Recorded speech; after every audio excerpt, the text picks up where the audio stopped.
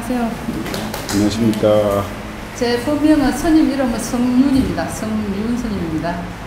여기 이제 들어오시면서 앞에 현판을 보셨나요? 그게 이제 견성암인데, 앞에 견자는 볼견자고 뒤에 가운데 성자는 성품 성자입니다. 그러니까 뒤에 암자는 그냥 암자할 때 암자고, 성품을 보는 절이다. 그게 우리 절 이름이에요. 근데 이제 글자상으로는 볼견자인데 실제로 들어있는 숨은 뜻은 볼관자예요. 볼관자에서 본래의 성품을 보는 절이다. 본래의 성품을 보는 공부하는 곳이다. 그런 뜻이거든요. 그래서 이제 견성함이 자기 자신의 성품을 바라보는 그런 절이다. 그런 뜻입니다. 아무튼 아까 밑에서 말씀드렸다시피 전국에서 제일 첫 번째 가는 선방입니다. 제일 처음 지은 선방이고, 아까 거기 큰 방에 모셔져 있는 만공스님께서 첫 번째로 선방을 전국에서 처음으로 비구니 스님들이 공부할 수 있는 선방을 열어주신 거예요. 그래서 여기는 최초의 선방이고, 지금 현재 전국에 있는 이제 비구니 스님들의 한 40% 정도는 견성암 출신을 보면 됩니다. 수도사 출신 보시면 되고요. 그 다음에 이제 스님들이 이제 여러 가지로 이제 우리가 학교 다닐 때 전공이 다 틀리다 아닙니까? 전공이 여러 가지인데 자기의 근기대로, 자기가 하고 싶은 대로, 스님들은 좀 자유로워요. 참선하고 싶은 사람은 평생 참선만 할 수 있고, 그 다음에 밖에서 구경을 하는 분들은 구경만 하고, 또 경전 보는 사람은 경전만 보고 자기 마음대로 할 수가 있어요. 자기 하고 싶은 대로 할 수 있어요. 스님들이 공부하는 이유가 괴로움을 끊기 위해서, 괴로움을 보내기 위해서, 괴로움을 소멸하기 위해서 공부를 하는 거거든요. 근데 첫 번째 괴로움이 뭡니까? 모든 괴로움의 그 근본 원인은 우리는 세 가지로 보고 있어요. 탐진치예요. 탐이라는 것은 탐한다는 거죠. 욕심낸다는 거죠. 음식을 욕심내고, 명예를 욕심내고, 뭡니까? 돈을 욕심내고, 5가지 욕심이 있다니까. 색을 욕심내고, 또 뭡니까? 수면을 욕심내고, 자고 싶은 거. 그 첫 번째 5가지. 그게 탐이에요. 탐하는 거. 그 다음에 지는 뭐냐면 썩내는 거. 썩내는 마음. 그래서 우리 부처님 말씀에 한 번 씀을 내게 되면, 한 번 화를 내게 되면은 100만 가지 장애의 문이 활짝 열린다 그랬어요. 근데 여러분들 많이 경험하시죠? 그죠? 그냥 저 학생들한테 엄마가 이빨 한번 꽉 깨물었으면은 아침에 기분 좋게 보냈을 건데, 그거 못 참고 그냥 애기들, 학생들 그냥 짜증 내서 보냈잖아요. 사실이죠? 그게 일련의 진심인 거예요. 그래서 한 생각에 진심이 일어나면은 100만 가지 장애가 확 열린다. 그래서 항상 자기 화내는 마음을 조절하라. 치는 뭐냐면 어리석은 마음이라는 거죠.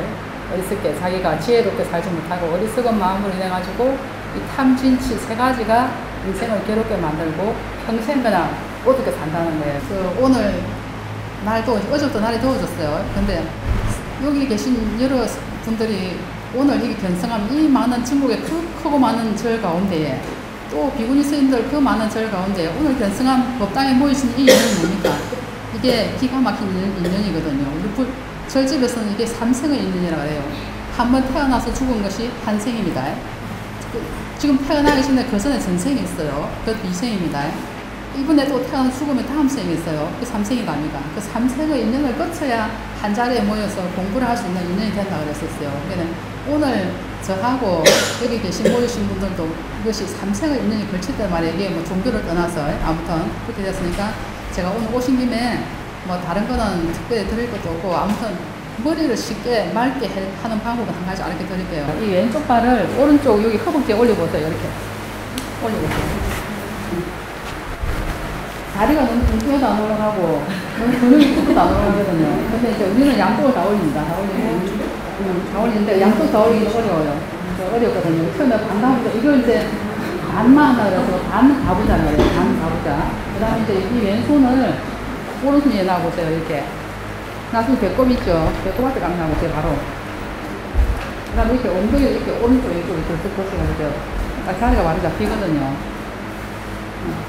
이 상태에서 여기 코하고, 여기 배꼽하고, 여기 다리가, 요 다리 끝이 일직선을 간다 생각하고, 또 뒤에 이렇게 척추뼈를 똑바로 세우세요. 똑바로. 뒤로 안 넘어가게. 똑바로 세우시고, 그 다음에 눈은 1.5mm 앞에, 1mm나 1.5mm 앞에. 보통 이제 TV에서 볼 때 부처님 눈이 반개했잖아요. 반만 뜨고 있잖아요. 그 상태입니다. 반만 1.5mm 앞에만 보시고, 그 다음에 혀를 이렇게 말아가지고, 입 천장 요 위에, 입 천장에 붙여보세요. 자기 입 요 위에, 입 천장에 붙여보세요. 말아가지고. 이렇게 말아가지고 됐습니까? 혀가 이렇게 말려서 이 천장에 붙어야 돼요. 이렇게 하면은 졸리지가 않아요. 그리고 쌕쌕 소리가 안 나요. 호흡이 편안하게 되는 거거든요. 그래가지고 이제 상태가 준비가 됐으면 길게 숨을 최대한 길게 내쉬보세요. 입으로 쉬지 말고 코로 쉬어보세요. 입 딱 다물고. 이게 혀가 붙어야 됩니다. 혀가 이 천장에 붙어 있어야 숨이 길게 나가거든요.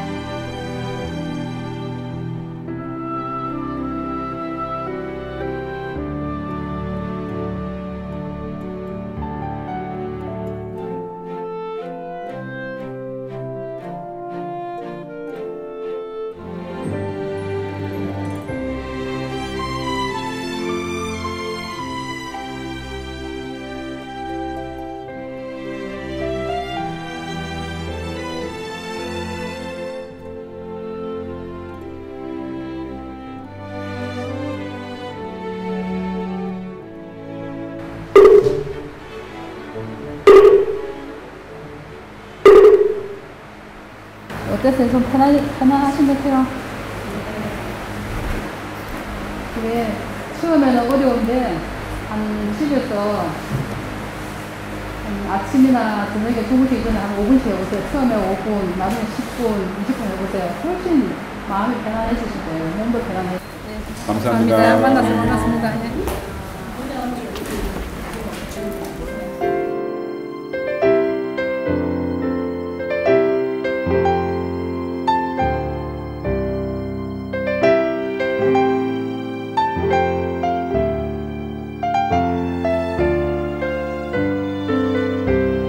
여러분들하고 이렇게 모여서 그냥 이야기하는 걸로 끝나는 게 아니라 수덕사 앞에 저 산자락을 보면서 걸으면서 함께 절도 하고 함께 앉아서 참선도 해보고 다리가 저리는 것도 겪어보고 하는 게 이렇게 몸소 겪는 거가 주는 느낌이 다른 것 같아요. 그래서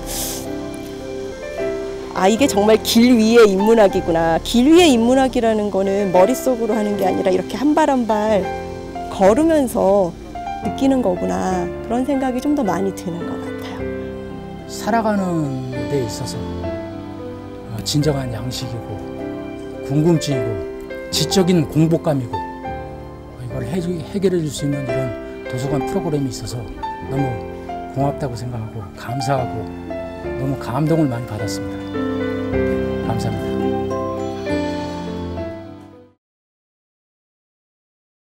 오늘 강의를 해주신 차은점 강사님을 따뜻한 박수로 맞아주시기 바랍니다. 반갑습니다, 여러분. 방금 소개받은 차은정입니다.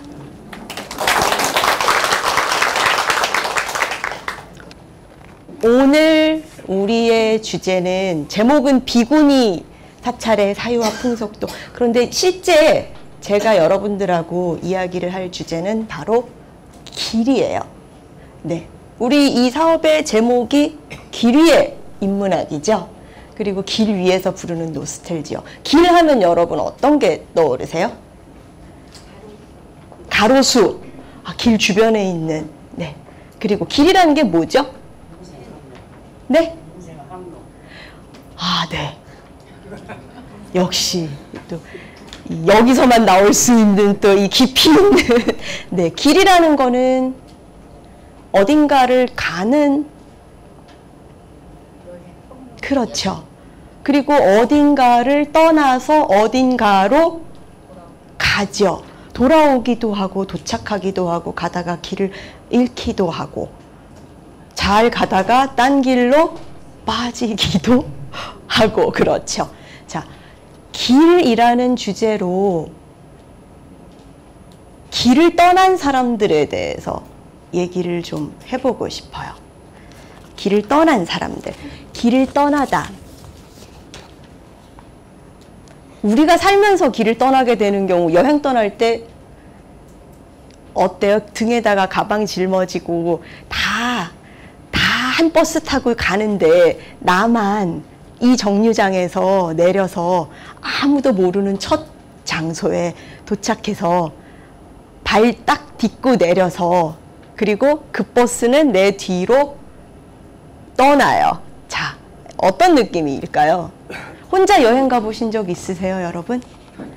어떠셨어요? 막막하고 설레기도 하고. 네, 맞아요. 뒤로 이제 다 같이 왔던 버스 지나가고 나 혼자 길에 딱 남아서 이제 내 앞에 펼쳐진 거는 나만의 길이에요. 그래서 딱 내렸을 때 그 막막하면서도 깜깜하면서도, 그렇지만 나에게 주어진 자유가 또 설레고 벅차기도 하죠. 자, 붓다가 길을 떠나는 장면. 여러분 많이 아시죠? 붓다의 일생에 대해서. 가장 크게 길을 떠나는 때가 언젠가요? 뭔가 막 얘기하고 싶으시죠? 그렇죠. 아버지의 성을 떠나잖아요. 이때까지 모든 익숙한 것들을 뒤로 하고, 실은 익숙하기만 한 게 아니라 굉장히 화려하고 굉장히 아름답고 풍족하게, 정말 부족한 것 하나도 없이 지내던 그 곳을 떠나죠. 그래서 새벽에 몰래 떠나고, 거기서 떠나서 나와서 머리카락을 자르고 말을 돌려보내고, 그리고 이제 막막하고 설레고 하는 그 심정으로 발을 뗀단 말이에요. 이렇게 길을 떠나요. 뒤돌아보지 않고. 근데 뒤도 돌아보게 되죠, 어떤 사람은. 그러나 어떻든 떠난단 말이죠. 떠나서 한 7년 가까이의 기간을 보내요. 대략 6년 정도 스승 밑에서 공부도 하고, 그리고 긴 기간 동안에 고행도 해요. 붓다의 고행상, 불상 있는데 여러분들 혹시 보신 적 있으세요?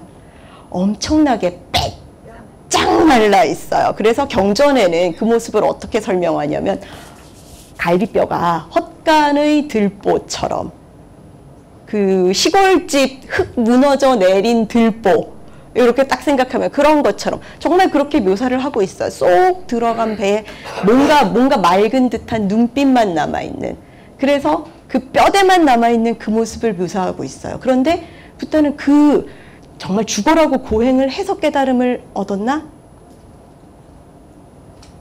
죽기까지 고행을 했기 때문에 스승한테 정말 열심히 배워서만 깨달음을 얻었을까요? 그렇게 말하지 않아요. 네. 그 길에서 다시 떠나요. 근데 이 다시 떠난다는 게 참 어려운 길이에요. 모든 걸 다 던져놓고, 모든 익숙한 걸 다 던져놓고 어딘가로 떠나서 그 자리에서 정말 열심히 배우고 좋은 성과를 얻죠. 그런데 이게 충분치 않구나 라고 생각하고 그 자리에서 다시 일어나서 또 길을 떠나요. 보통 사람들은 일생을 바쳐서 뭔가를, 내 목숨을 던져서 뭔가를 하고 난 다음에 이게 다가 아니구나 하고 길을 떠날 때 어떤 태도를 보일까요? 이 길이 아니었는 게 비어. 네. 혹은 저 스승이 충분치 못하구나. 네. 불화가 생기거나, 아니면 이때까지 살아온 내 삶에 대해서 내가 이걸 전부 다 던지고 했는데 얻은 게 없거나 이 길이 아니구나 라고 생각하면은 주저앉아 버리는 사람들도 생기죠. 그런데 붓다는 그러지 않아요. 계속해서 믿음과 희망을 가지고, 그럼 굳이 그런 표현도 쓰지도 않아요. 그냥 또 떠나요. 또 떠나서 스스로 해보겠다고. 그래서 긴 고행을 마치고 이것이 아니다, 이렇게 극과 극을 달려서 끝과 끝의 자리에서 왔다 갔다 하는 것이 수행이 아니구나, 그것이 깨달음의 길이 아니구나 라고 생각하고 또 떠나요. 그리고 보리수 나무 아래에서 홀로 앉아 더할 나위 없는 깨달음을 얻게 돼요. 자, 붓다가 깨달음을, 완전한 깨달음을, 정말 더할 나위 없는 깨달음을 얻었다고 경전은 묘사하고 있어요.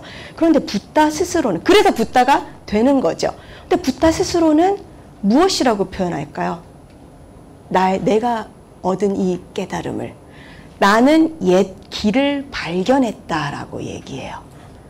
네. 발명하거나 새롭게, 자, 내가 이제 길을 개척했으니 내 뒤를 따르라, 이렇게 하지 않아요.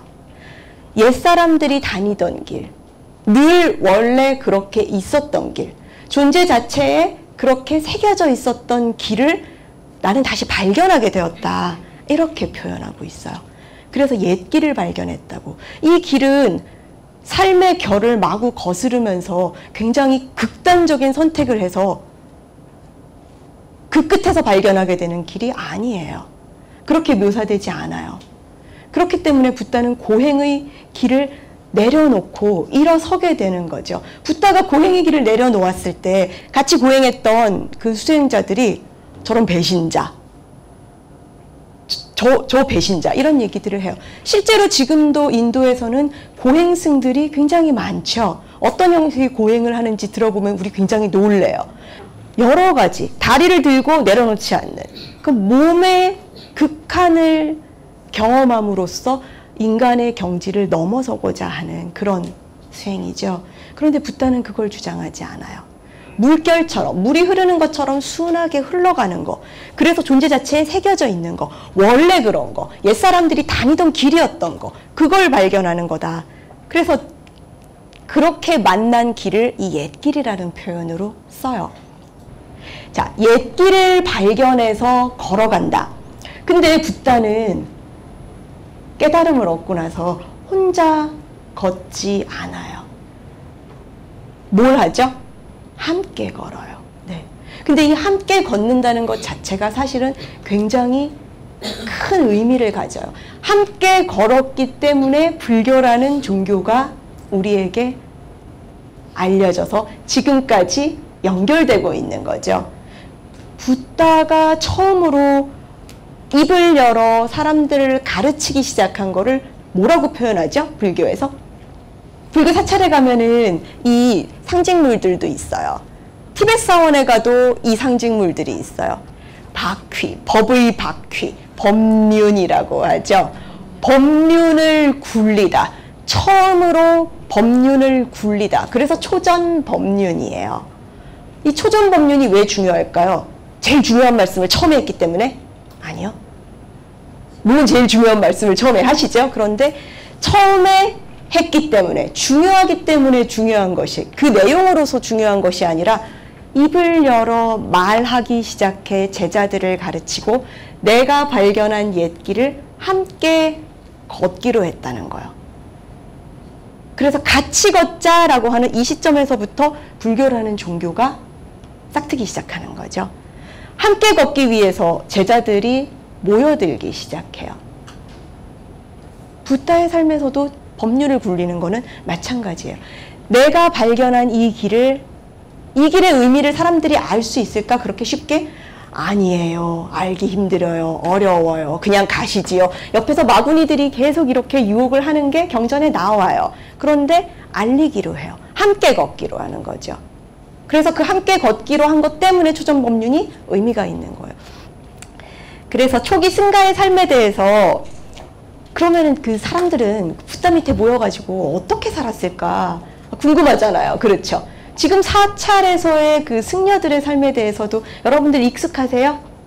익숙하지 않죠.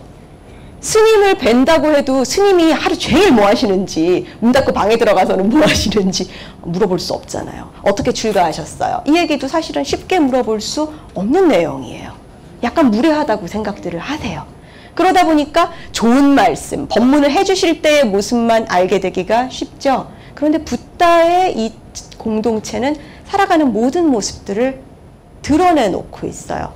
이 초기 공동체를 승가, 우리 승가라고 이야기하죠. 승가라는 말 자체가 산스크리트의 상가에서 나왔어요. 상가라는 말은 공동체예요. 그래서 초기 그 인도의 부족 국가, 좀 더 뒤 시대에는 제국이 형성되죠. 붓다 이후의 시대에. 그런데 그 이전 시대에 부족 국가 시대였을 때, 그래서 붓다가 태어난 석가족의 국가도 사실은 인도 전체를 다스리는 엄청난 국가가 제국이 아니었어요. 동북 쪽에 조그만한 소국가, 부족국가예요. 이 부족국가의 통치회의, 그래서는 이번에 이렇게 결정했습니다 하는 그 공동체, 그 공동체를 상가라고 불렀어요. 그런데 출가 수행자들이 늘어나면서 출가자들이 스승을 모시고 모여있는 그 공동체, 역시 공동체라고 부르죠. 상가라고 불렀어요. 승가. 그 한역이 승가예요. 그래서 현재 우리는 불교 출가자의 교단을 승가라고 부르죠. 초기 승가의 모습은 붓다를 따르면서 길을 떠나서 끝없이 걸으면서 스승의 말씀을 듣고 함께 걷고, 저는 이거 참 힘들었지만 참 좋았을 것 같아요. 예수 옆에 걸으면서 밀밭에서 보리도 이렇게 보리 이삭도 뜯어먹고 그러다 혼나기도 하고 옆에 있는 사람들한테 그렇게 걸으면서 선생님 근데요 제가 이게 참 궁금한데요 이럴 때는 어떻게 해야 돼요? 이런 얘기를 물어가면서 같이 걷는 거죠. 그리고 도착한 곳에서 주는 대로 받아서 먹고, 네. 이렇게 삶을 살아요. 그런데 신도가 같이 붓다를 따르겠다는 사람들이 점점 많아져요. 많아지고 돈이 많은 사람들도 뭔가를 이렇게 내놓고 싶어져요. 네. 돈 많은 사람들이 돈 자랑을 하면서 내놓는다고 꼭 그렇게 말할 수는 없어요. 내가 가지고 있는 가장 좋은 걸로 그분의 발밑을 장식해주고 싶은 그 마음은 어느 종교인에게나 있어요. 다만 그것이 나의 부를 자랑하고 싶은 게 되었을 때 문제가 되는 거죠. 그러나 어떻든 내가 갖고 있는 가장 좋은 것을 내놓고 싶단 말이에요. 그래서 돈을 많이 가지고 있는 이 제가자들이 따르지는 못하지만 그래도 내가 뭔가 이렇게 도움을 좀 주고 싶어서 그렇게 해서 숲을 내놓고 공간들을 이렇게 마련해 주고 이러다 보니까 점점 머물러 사는 삶도 생기게 돼요. 또 하나, 머물러 살게 되는데 큰 영향을 끼친 문제도 있었어요. 자, 지금이 불교 사원의 무엇하는 기간인지 여러분 알고 계신가요? 한거 기간이죠. 네, 우리는 한거, 동한거가 있어요. 안거가 뭐예요? 편안하게 거한다, 안주해서, 네, 정착해서 있는 시간을 말하는데 안거라는 게 붓다 시대에 처음으로 생기게 돼요. 자, 안거 기간에 머무르게 되면은 어떤 일들이 생길까요? 공동체가 머물러 살게 되면은 집이 필요하죠. 그런데 굳이 그렇게 잘 지어진 집은 필요 없었어요. 어떻든 지붕 같은 것들도 생기게 되고, 그래서 초기 경전들, 빨리어 경전들에 보면은 이렇게 약간 테라스 같은 것도 있고 음식하던 곳도 생기고 뭐 이런 얘기들이 나와요. 이런 것들이 생겨요. 그리고 모여서 우리가 다 같이 지금 한 공간에 있다고 먹고 자고 하는 모든 거를 이제 우리가 같이 한다고 생각해 보세요. 불 꺼야 되는데 밤 늦게 자는 사람, 불 꺼야 되는데 텔레비 틀어놓고, 이런 거 생각지도 못했던 여러 가지 것들이 이제 떠오르기 시작해요. 네, 그 자제분들과 함께 사시는 그 어르신들도 많이 공감하시죠? 같이 산다는 게 쉽지 않다는 거를. 이런 거, 살면서 있는 습관들에 대해서 규칙을 정해야 되는 것들이 생기게 돼요. 그래서 기본적인 간단한 규칙들이 생겨요. 이른 아침에 일어나서 명상하고 스승님 말씀 듣고, 그리고 탁발 그릇 들고서 마을에 밥을 빌러 가요. 그래서 주는 밥을 받아서 와서 나눠 먹고, 그리고 잠깐 오후에는 낮잠도 자고 명상도 하고. 이때 초기 승가의 삶은 1일 1식이었어요. 주는 밥 한 끼를 먹고 나서 그 이후에는 먹지 않아요. 자, 승가의 규칙들이 이 공동체 생활 속에서 생기기 시작해요. 여러 가지 규칙들. 어떤 걸까요? 그 계율의 내용들을 보면은 아, 이런 거였구나 할 정도로 정말 구체적인 내용들이 나와 있어요. 아프면 오후에도 우유를 마셔도 될까요? 이런 얘기도 질문해요. 자, 바로 그런 거예요. 계율이라고 하는 거는 사실은 정말 중요한 큰 몇 가지 틀거리 외에는 나머지는 살면서 공동체 생활을 하면서 우리가 잘 살 수 있게, 화합해서 잘 살 수 있기 위해서는 어째야 하는가. 우리식으로 지금 얘기하면 스마트폰은 뭐 할 때는 꺼두시죠. 네, 그리고 불은 몇 시에 끕니다. 이런 거죠. 지금 승가의 삶의 모습들. 오후 5시 이후에는 사찰에 연락하고 막 그 하룻밤 재워주세요. 한밤중에 문 두드리고 이러지 않아요. 일찍 시간 그게 정리가 돼요. 이런 것들. 식사 시간이 언제다. 공양이라고 하죠. 이런 모든 것들이 정해지기 시작해요. 대략적인 규칙들이. 그래서 요 안에서 그럼 이런 경우는 어떻게 해야 돼요? 저런 경우는 어떻게 돼야 돼요? 대략적인 규칙이니까 정말로 이 구체적인 상황에서 문제가 많이 생기겠죠. 그럼 그거에 대해서 질문하고 그거에 대해서 답하고 스승님이 이렇게 얘기해 주셨어 하는 거를 가지고 나누고 이렇게 해서 불교 공동체에 그 엄청난 조항의 계율들이 생기게 되죠. 그리고 스승이 이렇게 얘기했기 때문에 그 다음에 해석을 하면서 또 그게 많이 생기게 돼요. 어떻든 기본적인 삶의 모습들이 갖추어지게 되죠.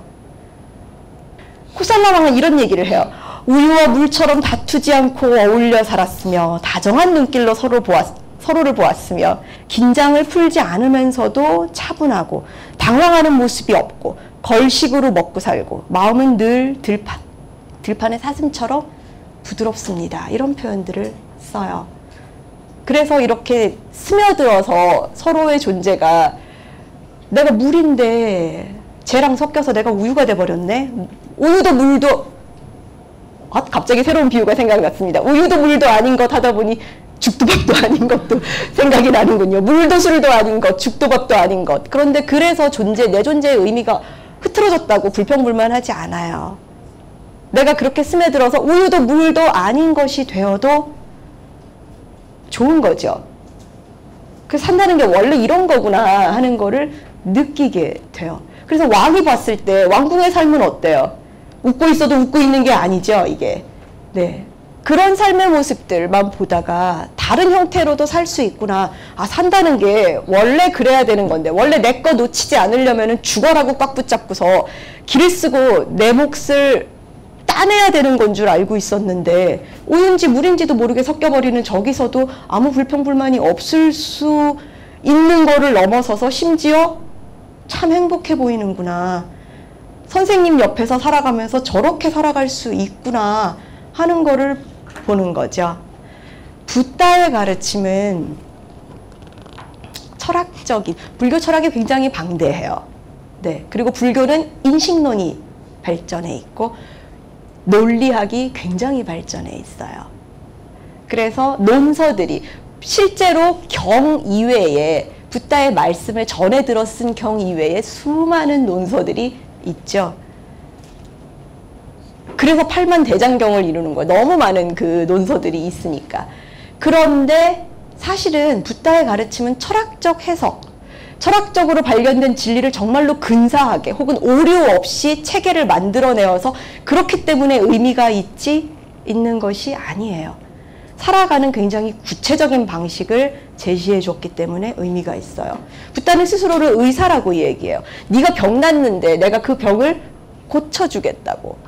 내가 가르친 모든 가르침은 온전히 요거에 대한 거다라고 얘기해요. 뭐라고 얘기하냐면요. 괴로움과 괴로움의 소멸에 대한 거. 나는 이것을 가르쳤다라고 이야기해요. 괴로움이라는 게 도대체 뭔가, 왜 괴로운가, 고라고 하는 것이. 왜 괴로움이라는 것이 생기게 되는가. 그러면 괴로움이라는 것이 소멸될 수 있는가, 정말로 없어질 수 있는가, 그 방법은 무엇인가. 이것을 이야기한 게 불교의 4가지 성스러운 진리. 우리 대학 들어올 때 시험 치죠. 윤리 이런 데서 다 배우는 불교는 사성제를 가르치고 자비를 이야기하면서 거기 사성제, 이게 바로 이 4가지 진리예요. 4가지 성스러운 위대한 진리. 근데 그 내용은 사실은 괴로움이라는 게 도대체 뭔가, 너는 사실 괴로움인 줄 몰랐던 그것이 괴로움이구나 하는 거를 알게 해주고, 그리고 그것이 소멸 가능하다는 것을, 그 길을 직접 보여줘요. 그런데 언설로서 보여주는 것이 아니라 삶으로 보여줘요. 이렇게 살면은 너의 그 흔들리는 마음, 너의 그 괴로움, 너의 불안, 너의 두려움, 죽고 싶은 너의 마음이 가라앉아서 행복해질 수 있다고 얘기해요. 그 삶을 보여주시는 거죠. 그래서 그 많은 제자들이 따를 수 있었던 거는 가장 철학적으로 얘기를 잘해서가 아니에요. 그걸 삶으로 보여주었기 때문이에요. 다르게 살 수 있다고 하는 가능성을 말로가 아니라 살아냄으로써 보여주는 거죠. 그렇기 때문에 힘이 있어요. 예수도 마찬가지고 공자도 마찬가지고 마호멧도 마찬가지예요. 이 땅의 모든 성인들은 인간으로서 인간의 한계를 넘어서서 미워 죽겠는 놈을 안을 수 있게 만드는 거. 그래서 그 힘이 나에게까지 오게 만드는 거. 그거요. 정말 단순한 진리. 근데 그게 말은 쉽지만 이게 쉽지가 않은 거예요. 그래서 불교는 고통에 대해서 괴로움을 8가지로 사고팔고라는 말 들어보셨죠? 8가지로 구분해요. 가장 기본적인 4가지 괴로움 뭘까요? 네, 태어나서 늙고 병들고 죽는 거. 네, 오로지 홀로 겪는 이거. 이게 가장 기본적인 괴로움이에요. 구하는데, 바라는데 얻지 못하는 괴로움. 그리고 내가 얻었다 생각되어서 손에 꽉 잡고 싶은데 이것이구나 저것이구나 라고 딱 놓고 보고 싶은데 그 모든 것이 그저 잠깐 모였다가 흩어지는 것이기 때문에, 그렇기 때문에 생기는 괴로움. 이것도 괴로움이라고 표현해요. 그래서 불교가 말하고 있는 괴로움은 인생이 정말 우울해, 회색이야, 아파, 죽어 이것만 얘기하는 게 아니에요. 확실하다고 생각되는 것들이 변해가는 데서 오는 괴로움. 사랑이 가장 아름답게 빛날 때, 자, 그 기억을 떠올려 보시죠. 너무 옛날인가? 그렇지만 다시 떠올려 보세요. 첫사랑에 빠져서 그 벅찬 마음이 들 때 어떠셨어요? 너무 좋아요. 그런데 동시에 이게 변하겠구나. 네, 이게 끝까지 가지 않겠구나 하는 데서 생기는 괴로움. 아이 너무 이쁘죠? 그런데 할머니들이 이렇게 보시면은 이것도 잠깐인 거죠. 네, 그래서 지금이 제일 좋아요. 이 변해가는 거, 모든 것이 그렇게 조건 지어져 있기 때문에 쓰러지고 사라져가고 변해가는 게 원래는 사실은 당연하다고 하는 이거 자체가 사람을 불안하게 만들고 집착하게 만들고 바보처럼 만들고 해요. 그래서 이걸 괴로움이라고 괴로움의 범주 속에 포함시켜요. 자, 이 모든 것들, 그런데 벗어날 길이 있다. 그렇게 살 수 있다. 내가 그 사는 길을 보여주마. 나처럼 살아라. 하고 보여주시는 거죠. 자, 그러면은 길이라는 주제에서 우리가 함께 걷는 길에 대한 얘기를 했어요. 그 다음 이야기는 만들어진 길과 아직 길이 아닌 것, 혹은 길 아닌 것. 만들어진 길은 뭐가 되죠? 우리 역사 속에서는, 우리 삶 속에서는 전통이 돼요. 붓다가 이렇게 걸었어 하는 그 길은 이제 전통을 만들어서 그렇게 걸어야 된다고 알게 되죠. 그런데 아직 길이 아닌 것, 그때는 걷지 않았어요. 그러나 이제 사람들은 걸을 수 있어요. 길은 그렇게 만들어지기도 해요. 정해진 길만 있나요? 상전벽해라는 말도 있잖아요. 그렇죠. 그런 줄 알았더니 와보니까 이제 10년도 안 가요. 한 1, 2년 사이에 내 고향이 이렇게 변했구나 하는 거를 정말 느끼게 돼요. 그러고 나면 그 옛 모습이 기억이 안 나요. 길은 처음부터 있는 게 아니라 내가 걸었기 때문에 길이 만들어지죠. 자, 그러면은 불교 안에서 이미 만들어진 길과 아직 걷지 않은 길 사이에서의 문제점들은 없을까? 오늘의 그 또 다른 주제, 여성의 문제와 관련해서 비구니 스님에 대한 차별은 있는데, 자, 불교에서 법납이 어떤 거죠? 출가해서 계를 받은 이후서부터의 안거를 몇 번 나느냐를 통해서 새는 새롭게 태어났다는 의미예요. 새로 태어나서 1살, 새로 태어나서 2살. 자, 여기는 20살에 출가하시는 분도 계시지만 10살에 혹은 거기서 태어나서 어려서부터 자란 사람들도 있어요. 그리고 40에 출가하시는 분도 계시죠. 자, 그럼 40에 출가해서 스님 되셨는데 내가 너만한 딸이 있어 이 사람아 라고 얘기할 수 없어요. 절대 안 돼요. 출가한 그 해서부터 그 나이가 이제 내 나이예요. 그때 얻은 이름이 이제 내 이름이에요. 속명을 부르지 않아요. 그래서 새로 얻은 이름을 가지고 나는 새 삶을 산다는 걸 보여주는 거죠. 그럼 평등하잖아요. 그렇죠. 붓다는 여성도 성불할 수 있다고, 부처가 될 수 있다고 얘기해요. 그런데 불교의 계율을 보았을 때 비구계가 250개 정도 되죠? 조금 넘나? 그래요. 비구니계는요. 350개예요. 100개나 더 많아요. 더 규정해야 될 게 많아요. 네. 그리고 붓다의 양어머니인 이모예요. 마하프라자파티가 원래 이모예요. 가장 처음으로 출가한 비구니가 된 사람이에요. 경전은 그렇게 이야기하고 있어요. 그런데 출가하겠다는 뜻을 이 공동체에 함께 있겠다고 계속 이야기를 하는데 붓다가 아니라고 거절해요. 그러지 말라고 이야기해요. 거절하다가 나중에 스스로 머리를 깎고 들어온 그 몇 여인들을 받아들여줘요. 그리고 그때 이제 여러 가지 여성과 관련된 규칙들이 다시 생기게 돼요. 가장 대표적으로 교계를 갸우뚱하게 만드는 불평등하네 진짜? 라고 생각하게 하는 것 중에 하나가 비구니 팔경법이에요. 자료집 있으신 분들은 여기 줄을 한번 보시겠어요? 비구니는 보름마다 비구의 지도를 받으라. 비구를 따라 안거하라. 안거가 끝나면 자자하는 상대를, 자자라고 하는 건 불교 용어인데 안거 제일 마지막 날에 그 안거 기간 동안, 이거 공동체 생활이잖아요. 내가 실수했던 거, 내가 먹었던 마음, 이 모든 것들에 대해서 고백하고 대중 앞에서, 그리고 자기 결심을 이야기하는 그런 활동이에요. 자자하는 상대를 비구로 하라. 비구에게 구족계를 받으라. 비구를 비방하지 말라. 어떤 잘못을 하더라도. 비구의 죄를 들어 잘못을 말하지 말라. 가벼운 죄를 범했을 때는 비구에게 가서 참회하라. 출가 수계한 후, 계를 받은 이후에 100년이 지난 비구니라 할지라도 새로 수계받은 비구를 예우하라. 그 앞에 머리 숙여 엎드려 절해야 됐어요.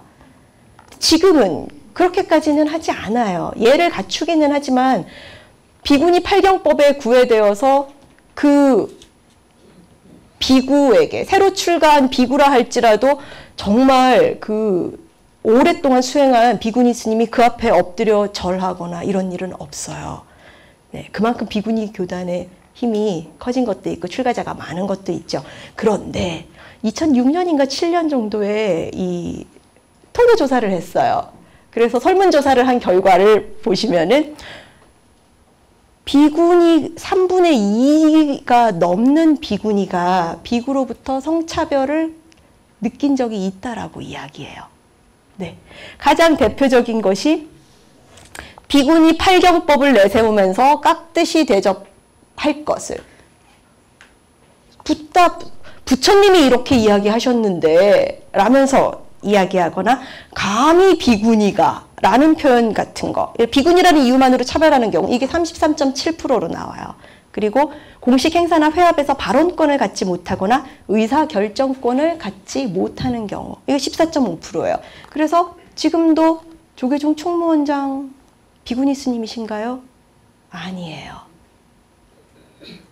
그럼 교육원장 비구니 스님이신가요? 아니에요. 포교원장 비구니 스님이신가요? 아니에요. 네. 그래서 중앙종회에 81명의 의원으로 구성되어 있는데 비구니 의석은 딱 10석밖에 되지 않아요. 출가 비구니의 숫자는 점점 늘어나고 있어요. 굉장히 많아요. 대만의 경우 비구니의 비율이 훨씬 더 높아요. 굉장히 많아요. 그런데 그럼에도 불구하고 아직도 비구니 팔경법을 들먹이면서 어디 비구니가 하는 의식이 아직 있다는 거죠. 왜 그랬을까? 여기에 대해서 불교 내부에서는 두 가지 방식으로 해석해요. 하나는 원래 붓다는 그런 이야기를 하지 않았다.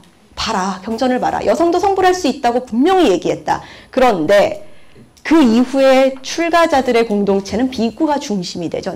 남성 중심적 사유가 그 공동체를, 그 경전의 말씀을, 계율을 이렇게 만든 거다. 그래서 우린 그 껍데기를 벗겨내야 된다. 원래 정신으로 돌아가야 된다. 라고 주장하기도 하고, 또 하나는 붓다가 그렇게 이야기했다 할지라도, 실제로 불설이라 할지라도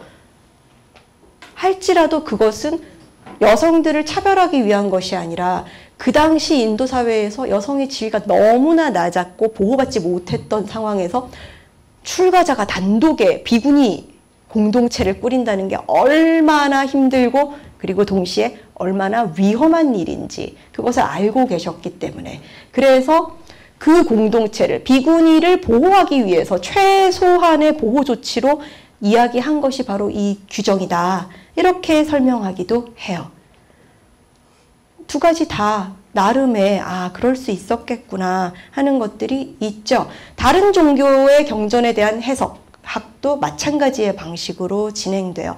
기독교 쪽에서의 그 논의나 이슬람은 아직 어렵죠. 이슬람은 아직 많이 힘들어요. 그러나 어떤 종교단체든지 현재는 새롭게 등장한 문제들에 대해서 어떻게 봐야 될까 하는 거에 대해서 많은 얘기들을 하고 있어요. 자, 중요한 거는 그때는 보호하려고 그랬다고 치자는 거죠. 그런데 중요한 거는 2006년, 2007년에도 여전히 감히 비구니가 하는 거가 자기도 모르게 마음속에 깔려있다고 하는 거. 요거는 문제죠. 그때 만들어진 길을 이제 아직 걷지 않은 길이지만 다르게 걸어갈 수 있는 사람들과 함께 행복하게 걸을 수 있어요. 불교는 원래 붓다는 원래 그걸 이야기했잖아요. 네 길을 네가 만들어서 가라고 한단 말이에요. 근데 붓다가 이렇게 갔잖아 하면서 이 길이야, 이게 길이야, 이거 밖에 없어 라고 이야기하게 되면은 이거는 살아있는 가르침이 되지 못해요. 절에서 여성 출가자의 입장만 그런 게 아니죠. 제가 신자들의 경우도 공양간에서의 일이 가장 중심 임무가 돼요. 그 불교 사원의 여러 가지 일의 운영권에 참여해서 실제로 어떤 역할들을 중요하게 발언할 수 있고 하는 것들이 요즘 조금씩 늘어나고 있어요. 그렇지만 굉장히 많이 부족해요. 그리고 사찰의 공양간에서 음식 준비하는 거는 여전히 보살님들이 하면서 이렇게 여성분들이 하는 게 당연하다는 생각이 아직도 박혀 있어요. 저희 대흥사에 답사 갔을 때도 그랬어요. 그 짭짤했던 다 먹고서 다 그릇을 들고 이제 준비해서 내려놓고 하는데 학생이 한 50명 정도가 됐었어요. 한 40명 정도였던 것 같아요. 그런데 거기 그 보살님들이 자, 그럼 이제 우리 보살님들은 여학생들은 와서 설거지 도와주세요 하시는 거예요.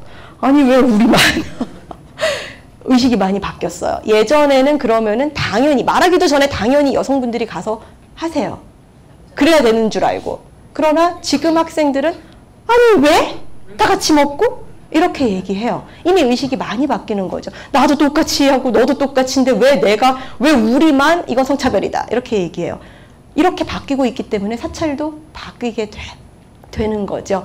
그래서 아직 많은 사람이 가지 않은 길이지만 많은 사람이 걷다 보면 그것이 길이 돼요. 그리고 그것이 많이 걸었다고 해서 꼭 또 올바른 길이라고만은 할 수는 없어요. 그렇지만 걸으면서 배우게 되고 이 길인가?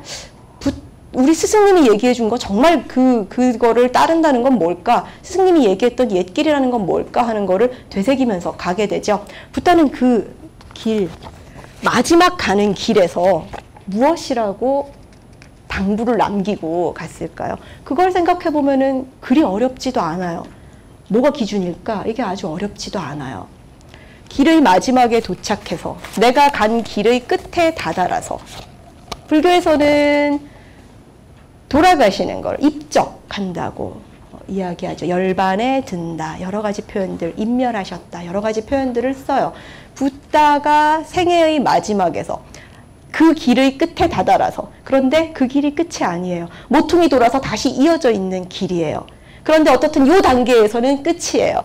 요 길에 다다라서 제자들한테 이렇게 당부의 말씀을 남겨요. 뭐라고 남겨요? 네 자신을 등불로 삼아서 내가 가르친 말씀을 등불로 삼아서 여러분 불 깜깜하게 꺼져 있을 때 지금은 사방이 밝아서 그런 경험이 별로 없으시죠? 근데 시골 같은 혹은 불 다 꺼졌다고 생각해 보세요. 등불이 있다는 것 자체는 정말 그거 하나에 의지해야 돼요. 너 자신을 등불로 삼고 내가 가르친 진리를, 말씀을 등불로 삼아서 가라고 이야기해요. 또 다른 판본에서는 섬으로 삼으라고 이야기해요. 자기 자신을 섬으로 삼으십시오. 오로지 발 디딜 곳 딱 하나 있는, 그래서 그것을 디디고 설 수 있는 그런 섬으로 삼으라고 얘기해요.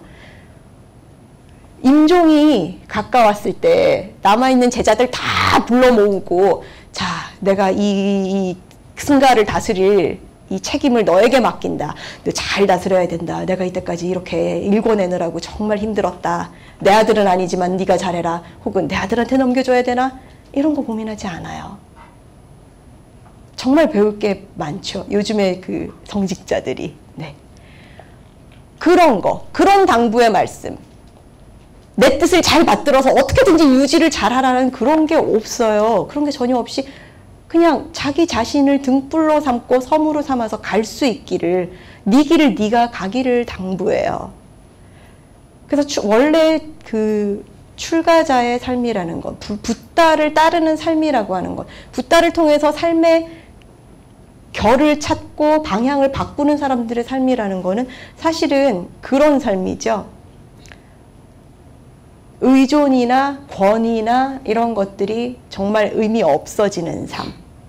그 사람 학벌과 그 사람의 배경과 그 사람의 재력과 그 사람의 인품과 그의 권력과 이런 모든 것들이 아무 의미 없어지게 만드는, 그의 입성과 이런 것조차도 의미 없어지게 만드는, 그래서 공동체도 내가 대표니까 이 책임을 맡아서 어떻게든지 잘해봐야지 하는 이런 게 아닌 거. 그래서 누가 해도 사실은 상관이 없고 그런 거가 참 보잘것없는 거구나 하고 가볍게 웃을 수 있게 만드는 거. 이게 불교 공동체의 진짜 모습이에요. 지난주 제가 6월 25일 날 견성암에 답사를 갔었어요. 근데 거기 그 견성암 스님들이 주지 스님이십니다. 선원장님이세요. 1년마다 돌아가면서 해요. 그러시더라고요. 보통 큰 스님, 더 이제 그 큰 스님은 계시죠. 그런데 임무를 맡아서 사람들을 맞아들여 가르치고 역할을 맡고 재정권을 가지고 이런 것들이 한 사람에게 집중되어 있지 않아요. 못하면 못하는 대로 돌아가면서 다 한다고 얘기하세요. 그런데 사설암자에서는 이게 내 건데 하는 것도 생겨요. 진짜 불교는 그까짓 거 아무것도 아니게 만들고, 굴러댕기는 돌멩이처럼 한번 툭 치고 툭 친 다음에 너도 아프냐? 하고 웃을 수 있게 만드는 그런 거요. 그런 삶을 당부를 하고 가세요. 그거를 생각하고 있다면은 정말로 우리가 어떻게 그 불교라는 그 붓다가 보여준 삶이 어떤 걸까 하는 거를 좀 더 가깝게 와서 느낄 수 있게 하죠. 종교학자인 카렌 암스트롱이라는 사람이 있어요. 근데 이분이 무슨 얘기를 하냐면은 그런 삶을 사는 거, 이렇게 떠나서 뭔가를 이렇게 해보는 삶을 사는 게 갔다가 돌아온 사람이잖아요. 이분은. 그렇죠? 이 카렌 암스트롱이라는 사람이 가서 실제로 봤더니 수녀원 생활도 힘든 건 여전히 있어. 여기 계신 그 큰 비구니 스님이 그 얘기 하시죠. 여기도 사람 사는 데예요. 미운 사람도 생기고 시비도 가려야 되고 해요. 그럼 그렇다고 했을 때 사실 원래 그런 건데, 그러면 저렇게 뭔가에 결심을 내고 내 길을 떠나는 건 아무 의미가 없을까요? 그렇진 않아요. 카렌 암스트롱이 그런 얘기를 해요. 종교가 진짜 참된 거는, 종교 뭐냐면은 종교는 나를 바꾸는 일을 하는 거, 그게 종교라고 얘기해요.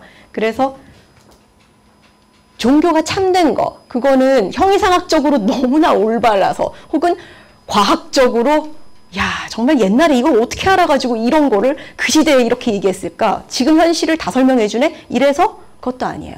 그런 게 아니라 자기 개인의 정말 나의 삶을 이렇게 고양시키는 거, 끌어올린다고 얘기하죠. 내 삶을 끌어올려 주기 때문에 그래서 종교가 참되다고 얘기해요. 그래서 여러분들이 다음 시간에는, 다음 주에는 우리가 견성암, 수덕사 견성암으로 답사를 갈 거예요. 그래서 생각했던 이상을 너무 크게 가지면은 이런 분위기구나 할 수도 있어요. 혹은 잘 모르고 반감이 있었는데 보니까 의외로 정말 다른 모습을 보이시는구나, 이런 걸 느끼실 수도 있어요. 그거는 각자 내 그릇에 맞춰서 받게 되는 거죠. 네, 자기 그릇을 돌아볼 수 있는 시간이 되셨기를 바라고, 그리고 불교만 괜찮은 종교인 건 아니에요. 참 괜찮은 것들, 삶의 또 다른 가능성들, 이렇게만 살지 않아도 된다고 하는 걸 보여주는 가르침들이 있어요. 그래서 그런 것들을 배우는 것이 내가 비록 그렇게 정말 멋지게 살아내지는 못하더라도 내 안에도 그 가능성이 있다고 하는 것을 모든 종교가 다 이야기하고 있어요. 그래서 그 씨앗들을 잘 간직해서 사시기 바랍니다. 잘 들어주셔서 감사합니다.